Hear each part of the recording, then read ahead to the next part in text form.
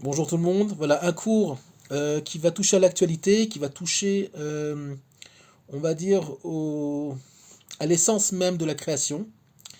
Et on va le comprendre par rapport à l'actualité, aux événements en cours et évidemment à l'élection de Donald Trump aux États-Unis qui est très intéressante. Vous allez comprendre pourquoi.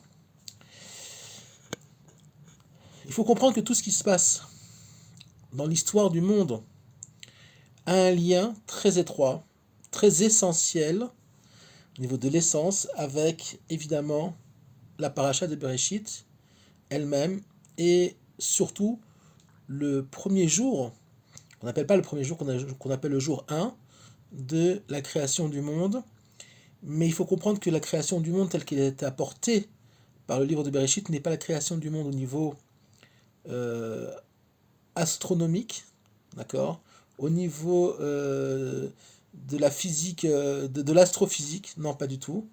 Même s'il y a un petit peu, on va dire, d'idées de la création matérielle, on parle surtout d'un message spirituel, puisque Bereshit, qui a été trahi et qui ne peut être que trahi par une langue étrangère, ok, à l'hébreu, puisque l'hébreu est l'essence de tous les langages.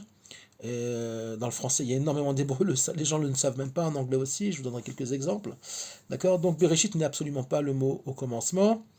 Il faut savoir que, par exemple, en français, donc, qui vient du latin, il y a des dizaines et des dizaines et des dizaines de mots qui viennent de l'hébreu. Par exemple, le mot paradis, pardes, le fruit, prix, en hébreu, prix, le p et le, et le p et le f, en hébreu c'est la même lettre, le grain, garin, etc., green, le grain, et j'en passe.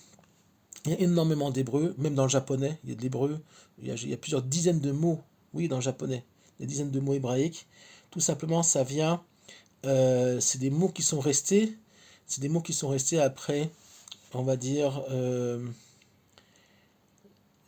la confusion et l'explosion spirituelle qu'il y a eu après la tour de Babel.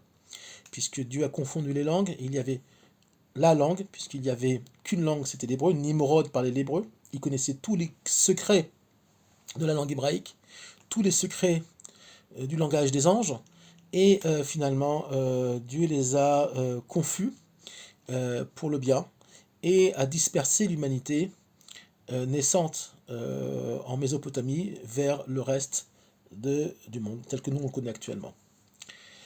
Euh, L'élection de Trump est extrêmement intéressante et je pense que Trump va faire beaucoup de bien à Israël. Il ne faut pas trop non plus focaliser sur lui, puisqu'il n'est qu'un rouage, qu'un levier dans la période qu'on vit actuellement. Ok, c'est pas le Messie, c'est pas lui qui va amener la Géoula. Il est, on va dire, la conséquence euh, d'une volonté divine de mettre en place tous les acteurs. Chacun doit être à sa place pour recevoir le Mashiach et recevoir la Géoula finale, qui ne sera pas la fin, qui ne sera que le début d'une autre période, je le rappelle. Puisque, par tradition, il y a marqué que dans le Talmud que même le Mashiach, à un moment donné, s'effacera. Et c'est lui qui va reconnecter Shamaim Va'aretz, qui va reconnecter le ciel et la terre au niveau du concept. Et après, il va s'effacer une fois que la connexion sera refaite.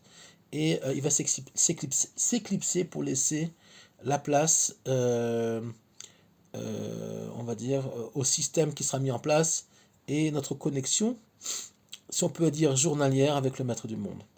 Tout ça pourquoi aussi? Pour éviter une tendance qui est millénaire d'Avodazara par rapport à un homme, à savoir un paganisme qu'on peut faire par rapport à un être humain. On voit bien que, par exemple, malheureusement pour eux, le monde chrétien a déifié un homme, ok, avec tout ce qu'il y a autour, et il a pris tout sur lui, tous les péchés du monde, etc. On a déresponsabilisé l'humanité, en tout cas les chrétiens, de la faute, etc. Il a tout pris sur lui, etc. Même si cette idée existe aussi dans le judaïsme, mais elle est très, on va dire, on va dire, comment dire en français, elle est, elle est surtout au niveau, on va dire, du Kohen Gadol, ok, du grand prêtre à Yom Kippour, qui va rentrer dans le Saint des Saints, et effectivement, il rentre au nom du peuple juif, et il va prendre sur lui le travail qu'il y a à faire là-bas, et essayer, si c'est possible, et il y a eu des périodes où ça n'a pas été possible, de prendre, pas sur lui vraiment, mais de faire le travail, lui, oui, pour le peuple, et pour essayer d'obtenir la clémence divine par rapport aux fautes qui ont été faites la même année. C'est pas le but du cours, mais c'était juste pour le préciser. Dans l'histoire de l'humanité, on a tendance, jusqu'à aujourd'hui, même avec certains rabbins, de déifier le personnage, d'en faire plus que ce qu'il est. C'est pour ça aussi que Moshe Rabbeinu, on ne sait pas, Moïse, on ne sait pas où il est enterré, parce qu'on sait très bien qu'il y aurait eu des tendances à faire du paganisme sur ça. Pas un paganisme mauvais, mais un paganisme. C'est quoi le Avodah Zara? Ok, c'est un travail étranger. C'est-à-dire que donner de l'importance, plus d'importance à une chose qu'elle en a réellement, et on voit très bien, malheureusement, euh, certaines personnes, et c'est assez courant dans le peuple juif, qui sont à la limite, je veux dire, à la limite de diviniser leur maître, leur rabbi, de diviniser, même d'aller de façon trop régulière sur les tombes des tzadikim. Le Bala Soulam, un des plus grands kabbalistes du XXe siècle, dit qu'il faut faire très attention à ça. C'est bien d'aller sur les tombes des saints, évidemment, mais il faut faire attention et faire ça de façon, on va dire, de façon équilibrée. Voilà. Donc, en quoi l'élection de Trump est intéressante? Un des grands chevals de bataille de Trump, c'est de fermer les frontières des États-Unis. Remettre des frontières au pays, d'accord? Donc, il parle surtout de la frontière sud avec le Mexique, qui a été volontairement ouverte par les démocrates, pensant qu'en faisant venir une population pauvre, faible, de beaucoup de pays en crise, en Amérique du Sud, même en Afrique, pays arabes, ils arriveraient à rassembler autour d'eux un électorat qui les amèneront au pouvoir. Or, ça s'est pas fait. Il y a eu un réveil de l'Amérique, on va dire conservatrice, et Trump, son grand cheval de bataille, c'est USA First, les États-Unis avant tout. Et il a bien raison. Les nations ont un sens, puisque dans la Torah on parle de 70 nations, pas de pays, attention, de 70 nations au niveau spirituel.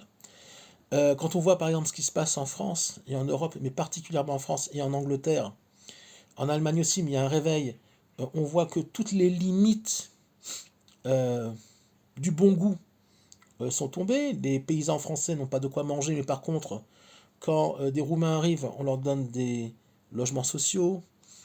Quand des migrants arrivent, on leur donne des cartes de crédit, une allocation vitale de chômage et autres, protection sociale, etc. Alors que les Français qui travaillent, n'ont pas eux-mêmes de quoi finir la fin de mois en travaillant très dur. Et moi je parle sur des paysans. Il y a une volonté de créer justement une confusion, un tohu dans la société. C'est pas un manque de, comme certains pourraient croire, de capacité à gérer le pays, c'est voulu. C'est voulu parce que par la confusion, on peut mieux exercer son pouvoir. Quand les gens sont confus, alors les gens sont beaucoup plus faibles, sont beaucoup plus malléables, et on peut presque en faire ce qu'on veut. C'est ce que eux croient, on dit pas croivent en français, excusez-moi, c'est ce que eux croient, mais finalement il y a quand même un réveil des peuples. Alors en France, il y a un réveil d'une partie de la population, mais qui n'arrive pas à s'imposer politiquement et autres, parce que la situation là-bas est déjà beaucoup trop grave. Par contre, aux États-Unis, on voit qu'il y a un réveil d'une partie de la population américaine qui est majoritaire et qui a dit non. Nous, on veut non seulement des limites à nos frontières, mais on veut aussi des limites au niveau, on va dire, de la morale, au niveau de ce qu'on peut faire ou pas aux États-Unis. Donc c'était un retour finalement à Bereshit, un retour à, euh, comment dire, les notions premières qui ont été mises en place par le maître du monde, Bereshit, Bara, Elohim et Hashamayim Vaares. Le monde a été créé et a un sens, ok, la création de Shamayim Vaaretz, les cieux et la terre, et enlevez-vous de l'esprit qu'on parle de la terre, d'accord, au niveau de la terre, des planètes, oubliez le ciel, d'accord, on parle d'un principe spirituel, d'accord, dans le sens où Shamayim Vaaretz, c'est ce qu'on appelle dans la Kabbalah Or Vekli, lumière et réceptacle, tout simplement que le monde fonctionne suivant des énergies. On va appeler ça des énergies. Les Horot sont des énergies divines qui rentrent dans le monde. Mais pour ça, il faut un réceptacle. Il faut ou une place, si on peut dire, matérielle et spirituelle pour pouvoir les accueillir. C'est ce qu'on appelle dans la Kabbalah aussi, dans l'arbre des Sphirot, Chochma et Bina. Chochma étant Shamaim, et Bina, Haaretz. La Bina, donc Haaretz, c'est le monde des limites. C'est le monde de la logique, c'est le monde de l'équilibre. Puisque s'il n'y a que de la chorma, s'il n'y a que de l'esprit, d'accord, s'il n'y a que des lumières, d'accord, alors on a un gros problème, puisque ça reste très flou, et il n'y a pas de possibilité pour ces lumières-là, pour cet intellect-là, de se mettre en place dans le monde et de pouvoir s'exprimer correctement suivant ce que l'humanité est capable de recevoir suivant les générations. D'accord ? Parfois, il y a de trop grandes lumières. Donc, parfois, il y a des déséquilibres dus aux hommes dans le monde. Donc, finalement, quand il y a de trop grandes lumières et que les réceptacles ne sont pas adaptés à ces lumières-là, alors il y a une confusion, un déséquilibre, et c'est compris comme quelque chose de négatif, alors que c'est quelque chose de positif à la base, mais finalement, euh, euh, c'est mal enregistré et ça peut on peut arriver à de grandes catastrophes. Je vous donne un exemple.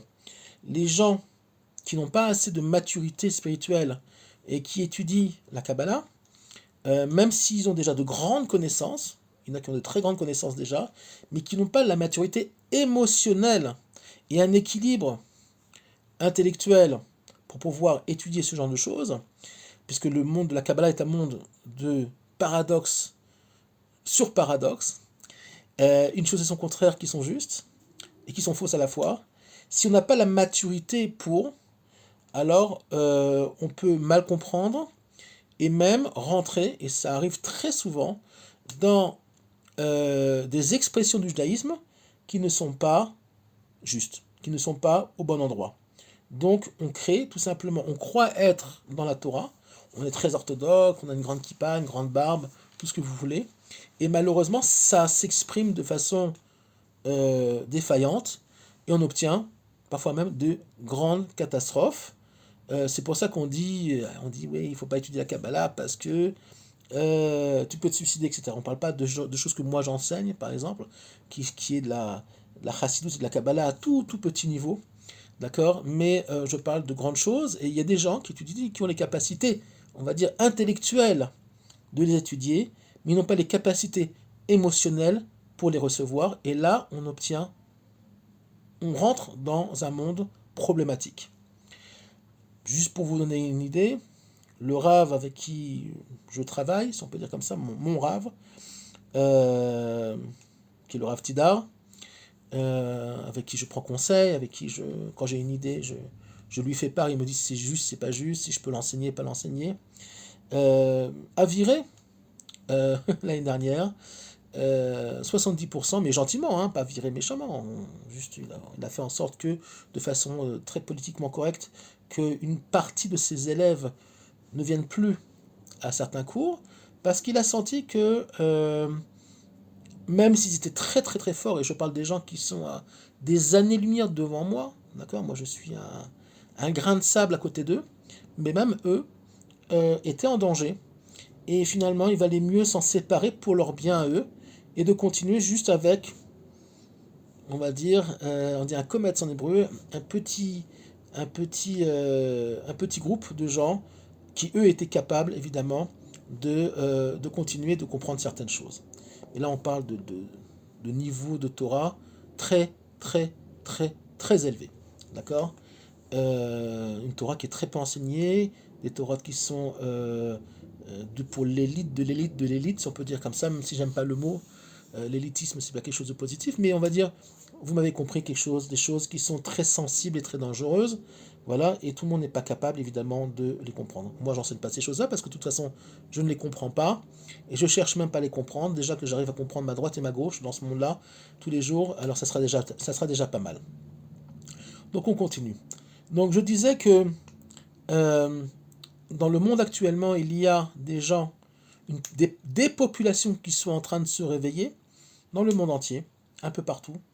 J'ai des chrétiens qui me contactent, qui quittent le christianisme, non pas pour se convertir au judaïsme, non, mais pour tout simplement devenir ce qu'on appelle des bnei noirs, tout simplement des gens qui ont compris que le Hémet sortait de la Torah et que on peut rester non juif et être évidemment très lié au maître du monde et étudier la Torah et être, on va dire, une personne juste spirituellement dans ce monde-là, sans forcément le judaïsme ne cherche pas à convertir, on ne cherche pas à avoir raison, on ne veut pas montrer au monde qu'on a raison forcément, même si le but c'est de faire d'éclairer le monde, en tout cas on essaye, dans toute cette pagaille, mais il y a des gens qui comprennent par eux-mêmes, qui demandent de l'aide, et évidemment on est toujours là pour aider les gens à avancer dans leur relation avec le maître du monde, puisque nous avons reçu les clés au mont Sinaï, et même avant,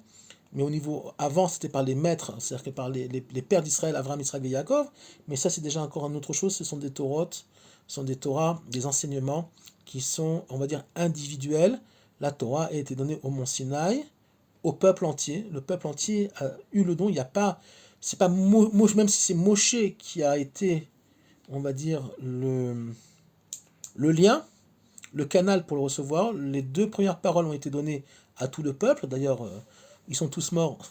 On est tous morts en recevant les deux premières paroles, mais il y a eu un miracle et que finalement les âmes ont été rendues et Moshe a demandé à Hachem de continuer seul avec lui parce qu'en fait on n'avait pas tout simplement les réceptacles pour recevoir d'aussi grandes lumières. Donc ça a été donné à Moshe.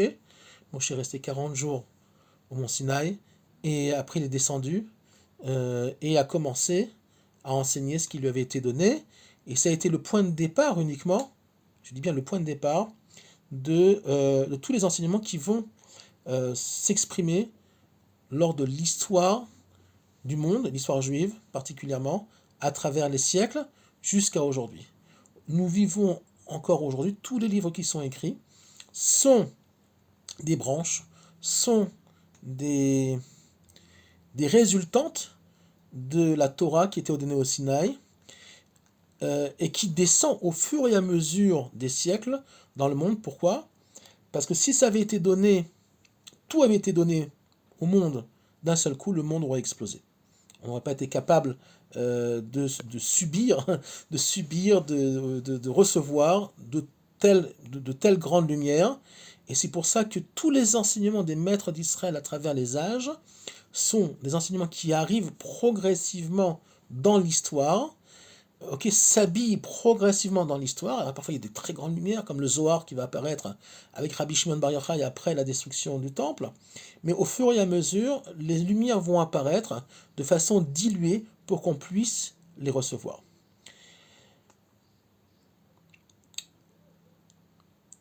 Il y a encore dans le monde des forces qui essayent de préserver et d'accélérer le chaos.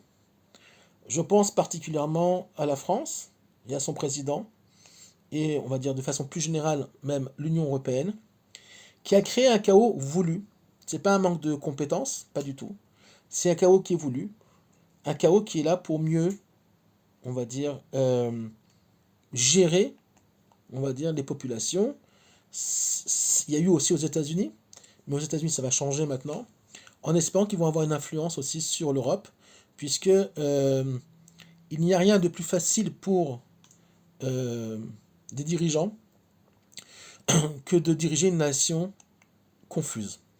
Les hommes deviennent des femmes, les femmes deviennent des hommes, tout le wokisme, tout ce qu'il y a autour du wokisme, toutes les idées tordues qui sont descendues dans le monde, qui sont des idées qui viennent de Sodome et Gomorre, qui viennent des idées qui viennent de Nimrod, qui viennent de Pharaon et d'autres, sont des idées qui se mêlent. Il y a un grand mélange, puisque quand on parle de, du deuxième passouk de la Torah, on parle de Tohu Vevohu, de Rocher et de Tehom. Tohu Vevohu, le Tohu c'est toute la dispersion, tout est là mais tout est dispersé. Le Bohu c'est tout est mélangé en même temps, donc c'est un paradoxe. D'un côté c'est dispersé, et ce qui est dispersé est mélangé à d'autres choses, donc vous voyez déjà la confusion. Rocher ça veut dire obscurité, tout simplement. En plus on voit rien, on croit voir mais on voit rien. On vous fait croire que vous voyez, que vous comprenez mais vous comprenez rien, d'accord? Ok. Et le Tehom, qui sont, on va dire, les abysses, ça veut dire tout simplement, pardon, ça veut dire tout simplement, c'est un endroit où il n'y a pas de frontières, il n'y a pas de limite. Qu'est-ce qu'essaye de réparer en ce moment? Va essayer de réparer Trump. Déjà, le Tehom, à savoir de remettre des limites déjà géographiques aux États-Unis, ne plus laisser rentrer tout le monde et n'importe quoi aux États-Unis, et évidemment de remettre des limites au niveau de la, on va dire, de la morale, de la société, et de remettre en place, on va dire, des, des lois, des facteurs qui vont redonner, qui vont reconstruire la sécurité individuelle et nationale du pays. En Israël, il se passe, comme par hasard, la même chose. Le premier ministre Netanyahou a viré Gallant, qui était son ministre de la Défense, qui jouait un double jeu. Il n'y avait plus confiance. Et nous sommes en train de rentrer, on va rentrer, je pense qu'on est déjà en train de rentrer tout doucement en Israël dans une période extrêmement troublée, non pas que par rapport à la guerre, ok, avec l'Iran, mais tout ça, ça va se régler, mais avec aussi, on va dire, un éclaircissement, un tri dans la société israélienne elle-même, et il faudra choisir son camp. Est-ce que tu es là en Israël pour un sionisme uniquement national, retour physique sur la terre, c'est déjà pas mal, ok, c'est ce que a fait Avraham Avinu au début. Il est d'abord entré en Eretz Israël de façon, on va dire, physique, d'accord, poussé d'ailleurs par son père qui est à l'origine de ça, Terach. Terach est l'origine du Lech Lecha, il faut le savoir, et c'est pas pour rien qu'Avraham il est le fils de Terach. Alors derrière Terach c'était pas une idéologie spirituelle, mais ils sont partis de Ur-Kasdim pour mille et une raisons, parce que là-bas ça devenait invivable au niveau moral, etc. Malgré le fait que Terrar soit un champion du paganisme, il a dû sentir que on est arrivé aux limites des limites. Donc il a pris son fils Abraham aussi, et ils sont partis. Euh, et Abraham a tout simplement euh, exprimé, exprimé tout simplement, on va dire, la source, ce que son père avait derrière la tête, à savoir, il a entraîné, il a poussé le maître du monde à, parce qu'Abraham avait déjà compris que le maître du monde existait, il a, si on peut dire, il a fait descendre des lumières dans ce monde-là, et alors le maître du monde a commencé à lui parler, ok, et il va lui dire, ok, lech lecha, va, va, et ce qui est intéressant, c'est qu'il lui dit pas où tu vas aller. La terre que je vais te montrer. Quoi? On ne sait pas. On ne parle pas d'Eretz Knan, on ne parle pas d'Eretz Israël, on parle de rien.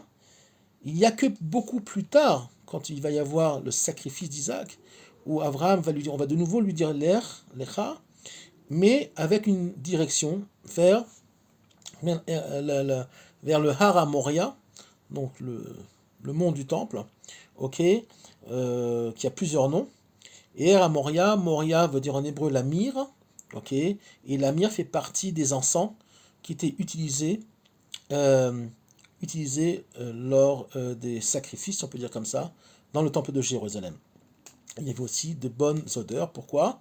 Parce que l'odeur est quelque chose de très spirituel, pas quelque chose qui est palpable, c'est quelque chose qui est dans l'air, comme ça, et qui a un rapport aussi avec ce qu'on appelle le Gan Eden, à savoir le niveau spirituel qu'on appelle le Jardin d'Éden, qui n'est pas un endroit, je vous rappelle, mais un niveau spirituel plus élevé, plus fin que le monde dans lequel on vit actuellement, qui est extrêmement, pour le moment en tout cas, obscur. Il est en train de s'éclaircir avec l'actualité, mais nous sommes encore dans une période où nous sommes encore en guerre, et on va passer d'une guerre physique à une guerre spirituelle, où va se mettre en place, on va dire, vont se mettre en place les forces pour recevoir le Melech HaMashiach. C'est pas pour rien que Trump revient au pouvoir.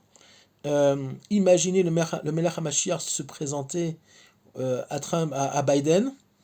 Est-ce que Biden va comprendre? Il ne sait pas sa droite de sa gauche, il ne sait pas où est sa braguette, et il ne sait pas où il habite. Donc, le maître du monde a fait en sorte que finalement, une des plus grandes nations, une des nations les plus puissantes du monde, qui va remettre les clés, si on peut dire comme ça, du monde à l'envoyé du maître du monde, à savoir le Mashiach, ça ne peut être fait que par quelqu'un de fort, quelqu'un de conscient, parce que Trump est quelqu'un de conscient, conscient qu'il faut mettre des limites à ce monde-là, que la spiritualité dans ce monde-là est importante, d'accord? Et on ne peut faire, si on peut dire, du business, des affaires, qu'avec des gens conscients, avec des gens qui ont conscience du divin. Ce qui n'est pas le cas des démocrates aux États-Unis, qui sont dans un wokisme malade, dans une spiritualité qui vient de ce qu'on appelle le Koach HaMedameh, qui vient tout simplement des forces du mal, et qui est idéologiquement, on va dire, ancré dans le monde du Tehom, dans le monde de la confusion, parce que ils savent, et à juste raison, que c'est un endroit spirituel, c'est une réalité où il est facile de gérer une population. Plus elle est bête, d'accord, plus une population est bête, plus elle est facile à gérer. C'est pour ça que ils ont fait rentrer dans le monde beaucoup d'informations, un trop plein d'informations, ok, qu'on rend les gens confus. D'accord? Pour faire du tri dans le vrai et le pas vrai aujourd'hui, c'est très difficile. Il y a mille et une idées, tu sais plus ce qui est vrai, ce qui est faux. En plus, avec l'intelligence artificielle, tout est mélangé, tout est confus. On ne sait plus si une image elle est vraie, donc tout est faux et tout est vrai. Ils peuvent dire aujourd'hui, ouais, oui, la Shoah, ça n'a pas existé, c'est une création de l'intelligence artificielle, la Terre est plate, je ne sais pas quoi. On peut tout inventer aujourd'hui, tout est possible, d'accord? Il y a un type qui s'est présenté, là j'ai vu un truc, un homme qui se dit lesbienne alors qu'il est homme. Il cherche des lesbiennes pour, voilà, pour faire ce qu'il veut faire avec, alors qu'il est homme, il est moitié homme, moitié femme. On est dans une confusion, dans un désordre monumental. La Géoula et le Mashiach est là pour faire tzedek ou mishpat, pour rendre justice, et surtout pour remettre de l'ordre. Et pour remettre de l'ordre, on aura besoin de nations aussi qui nous aideront à remettre de l'ordre dans ce monde-là. Et un vrai ordre. Pas un ordre où la nation sera plus importante que l'individu, mais un ordre où les individus seront plus importants que la nation elle-même, puisque le monde a été créé pour l'homme, le monde a été créé pour le bien-être des individus, et pas pour qu'une élite, l'élite est au service de la nation, ok, l'élite est au service des gens, et pas le contraire. Aujourd'hui, dans le système tel qu'il est créé, ok, tel qu'il marche, pour le moment, les nations, quoi, les gens sont des esclaves, et ils ne le savent pas, sont esclavagisés, ok, au service d'une élite qui dirige le monde. Voilà. Donc finalement, quand Dieu dit à Abraham, Lech Lecha, c'est tout simplement on va dire, le début, la mise en place, ok, de la direction vers laquelle doit prendre, euh, le monde doit prendre forme. Et le premier plan, c'est aller vers un pays que je ne connais pas encore, puisqu'il n'est pas indiqué, comme je l'ai dit tout à l'heure. Et après, dans un deuxième temps, beaucoup plus tard, avec le sacrifice d'Itsrak, qui n'aura pas lieu d'ailleurs, vers un pays qu'on va désigner par un endroit particulier, c'est Tzion, qui s'appelle aussi le Har Moria, et qui est l'endroit, on va dire, spirituel le plus fort, le plus énergétique du monde, ok, là où il y aura Bezat Hashem, le temple, le troisième temple bientôt reconstruit. Et là-bas, c'est le but. Le but pas que pour Israël, mais aussi pour les nations du monde, mais d'abord pour Israël, puisque si Israël n'est pas délivré déjà de lui-même, du Mitzrayim qu'il a en lui, de l'Égypte qu'il a en lui, alors il ne peut pas, on va dire, si on peut dire, aussi amener de la lumière dans le monde, qui mitzion tzetze Torah. De la lumière, c'est de Tzion que sortira la Torah, de Sion qui sortira la Torah. Mais pour que la Torah sorte de Sion, il faut déjà que nous-mêmes, on ait fait, on va dire, un switch, donc on ait fait une réparation de toutes les bêtises qu'on nous a enseignées, de toutes les Torahs manquantes qu'on nous a enseignées. Et Baruch Hashem en Eretz Israël aujourd'hui, il y a des maîtres, de très grands maîtres, dans tous les milieux, des gens sincères. Et Dieu sait qu'aujourd'hui en Eretz Israël, on est déjà rentré dans une Torah de Géoula, dans une Torah d'Eretz Israël, puisque le Zohar et tout le monde de la Kabbalah s'appelle la Torah d'Eretz Israël. Et tout ça, c'est pour le bien du peuple juif, mais aussi pour le bien de l'humanité. On aurait vraiment aimé que l'humanité le comprenne. Il y en a qui le savent déjà, mais ça reste une minorité. Et si on dit, comme ça, les maîtres d'Israël disent, si l'humanité avait conscience, ok, de le rôle qu'ils ont à jouer et de nous aider à exprimer ce qu'on doit être, ok, et d'étudier la Torah comme il faut, ils nous mettraient un pistolet sur la tempe, non pas pour nous tuer, mais pour nous dire, mais arrêtez de faire des conneries, excusez-moi, de faire des bêtises, d'accord, de penser des bêtises. Il est temps que vous ameniez au monde ce que vous avez à amener et faites votre travail, ça suffit.